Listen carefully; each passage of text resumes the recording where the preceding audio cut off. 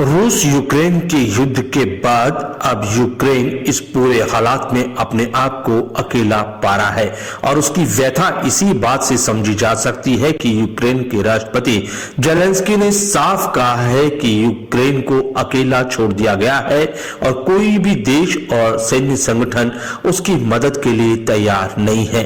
उन्होंने कहा है कि युद्ध खत्म करने पर तो बाद में विचार होगा, लेकिन फिलहाल उन्होंने साफ कहा की ओर से लगाए जा रहे आर्थिक प्रतिबंधों का रूस पर कोई खास असर नहीं पड़ रहा है।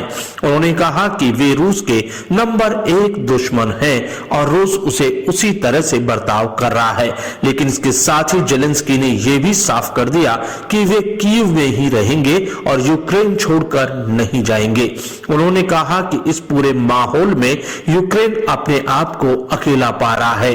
किसी भी देश और किसी भी संगठन ने उसकी मदद की पेशकश नहीं की है।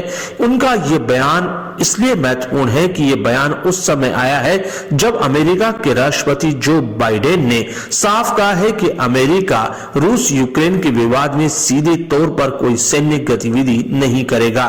उसके बाद जेलेंस्की का यह बयान महत्वपूर्ण है कि इस पूरी लड़ाई में यूक्रेन को सारे देशों ने अकेला छोड़ दिया, लेकिन उन्होंने ये भी साफ कर दिया कि यूक्रेन अकेला ही जवाब देगा और रूस के साथ लड़ाई लड़ेगा।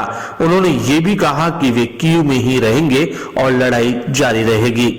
लेकिन कुल मिलाकर बात यह है कि रूस और यूक्रेन की इस लड़ाई को जहां पर तीसरे विश्व युद्ध के रूप में देखा जा रहा था कि नाटो या फिर अमेरिका और यूरोपियन देश इस पूरी लड़ाई में कूद सकते हैं, तो उसकी संभावनाएं अब पूरी तरह क्षीण हो गई।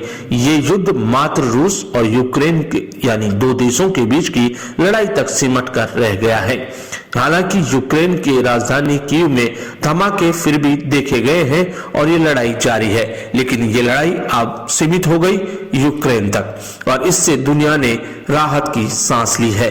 लेकिन फिलहाल भारत के उन अभिभावकों की सांसें अटकी है जिनके बच्चे यूक्रेन के मेडिकल कॉलेज में पढ़ने के लिए गए थे। हालांकि भारत सरकार ने उन्हें वापस लाने की कवायद तेज कर दी है।